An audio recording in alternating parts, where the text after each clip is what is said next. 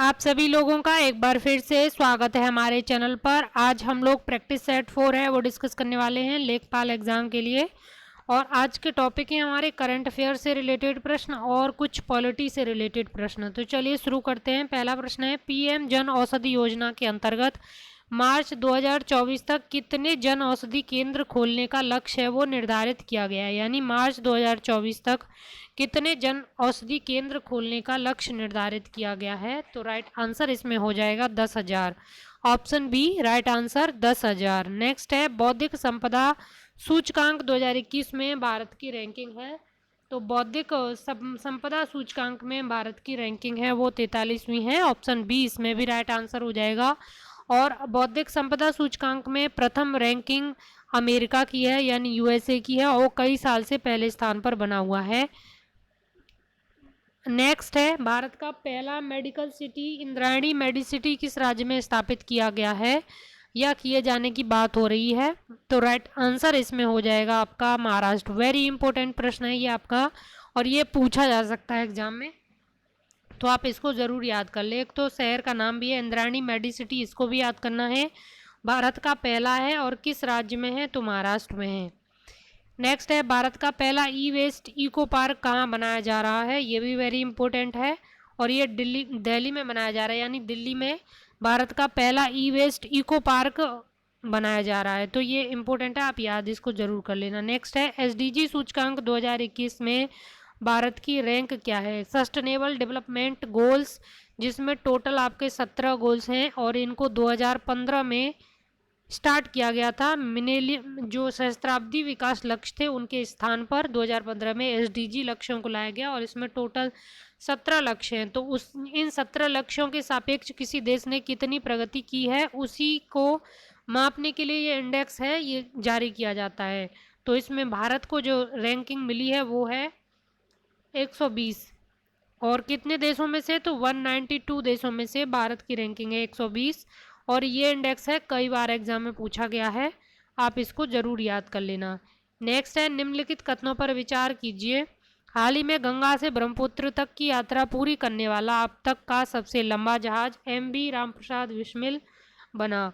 और दूसरा कथन क्या है, हाल ही में चेन्नई में जानवरों का इलाज करने के लिए पहली मोबाइल एम्बुलेंस सेवा की शुरुआत है वो की गई। तो दोनों कथन बिल्कुल सही हैं, ऑप्शन सी इसमें राइट आंसर हो जाएगा। और वेरी इंपॉर्टेंट हैं दोनों ही, अलग अलग पूछा जा सकता है दोनों को, बहुत ही इंपॉर्टेंट फैक्ट है ये, तो इनको आप जरूर याद कर लेना। बाकी राम प्रसाद बिस्मिल कहाँ से थे, इन्होंने क्या काम किया स्वतंत्रता आंदोलन में, ये भी आप याद कर लेना। ऐसे ही सवाल बनाते हैं, जो एग्जामिनर पेपर सेट करता है वो इसी तरीके से करता है, तो आप इसको जरूर देख लेना एक बार। नेक्स्ट है, स्वतंत्र भारत की अंतरिम सरकार में खाद्य एवं कृषि मंत्री कौन थे। वेरी इंपॉर्टेंट सवाल है, अंतरिम सरकार से 2-3 सवाल हैं वही बनते हैं, तो उनमें से एक ये है, खाद्य एवं कृषि मंत्री कौन थे, तो वो थे आपके जॉन मथाई। ऑप्शन बी यहाँ पे राइट आंसर हो जाएगा, जॉन मथाई। राजेंद्र प्रसाद सॉरी यहाँ पे आपके जो खाद्य एवं कृषि मंत्री थे वो थे राजेंद्र प्रसाद। ऑप्शन ए यहाँ पे राइट आंसर हो जाएगा। जो जॉन मथाई हैं ये आपके थे उद्योग एवं नागरिक आपूर्ति मंत्री। और सरदार बलदेव सिंह हैं, ये किससे रिलेटेड हैं, तो ये थे रक्षा यानी डिफेंस मिनिस्टर थे। और आसफ अली ये रेलवे एवं परिवहन मंत्री थे, तो ये अंतरिम सरकार के मंत्री थे। जॉन मथाई जो अंतरिम सरकार में उद्योग एवं नागरिक आपूर्ति मंत्री थे, वो स्वतंत्र भारत के पहले मंत्रिमंडल में, या ये यहाँ पे स्वतंत्र नहीं होगा, 46 में बनी थी अंतरिम सरकार, 47 में इंडिया इंडिपेंडेंस हुआ था। तो अंतरिम सरकार में राजेंद्र प्रसाद खाद्य एवं कृषि मंत्री थे और जॉन मथाई आपके उद्योग एवं नागरिक आपूर्ति मंत्री थे। और स्वतंत्र भारत के पहले मंत्रिमंडल में जॉन मथाई रेलवे एवं परिवहन मंत्री हो जाते हैं, जो कि अंतरिम सरकार में मंत्रालय आसफ अली के पास था। तो जॉन मथाई वाला है, ये सवाल हमेशा पूछा जाता है, आप इसको जरूर याद कर लें। और एक श्यामा प्रसाद मुखर्जी वाला पूछा जाता है, उद्योग एवं आपूर्ति, जो कि स्वतंत्र भारत में उद्योग एवं आपूर्ति मंत्रालय इनके पास था, श्यामा प्रसाद मुखर्जी के पास।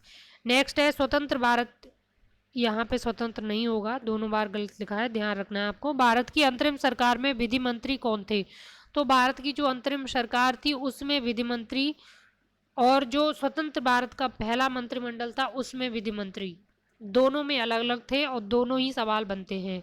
तो भारत की अंतरिम सरकार में विधि मंत्री थे जोगेंद्र नाथ मंडल, ऑप्शन ए यहाँ पे राइट आंसर हो जाएगा।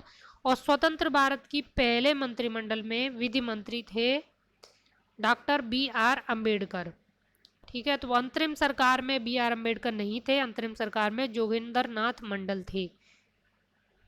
नेक्स्ट है कन्या सुमंगला योजना की शुरुआत कब हुई थी? वेरी इंपॉर्टेंट सवाल है। कन्या सुमंगला योजना की शुरुआत हुई थी 25 अक्टूबर 2019 को और इसको महिला कल्याण विभाग के द्वारा संचालित किया जाता है। 25 अक्टूबर 2019 को कन्या सुमंगला योजना। नेक्स्ट है वृद्धावस्था पेंशन योजना में लाभार्थी को कितने रुपए दिए जाते हैं, यानी प्रति किस्त 500 रुपये वृद्धावस्था पेंशन योजना में दिए जाते हैं। तो ऑप्शन बी यहाँ पे राइट आंसर हो जाएगा। नेक्स्ट है रानीखेत नामक बीमारी किससे होती है? तो ये होती है वायरस से, ऑप्शन ए इसमें राइट आंसर हो जाएगा और ये बीमारी मुर्गियों में होती है। नेक्स्ट है भारत में प्रथम पशु जनगणना कब हुई थी? तो भारत की प्रथम पशु जनगणना है ये हुई थी 1920 में, ऑप्शन ए। और ये प्रति 5 वर्ष पर पशु जनगणना है वो होती है।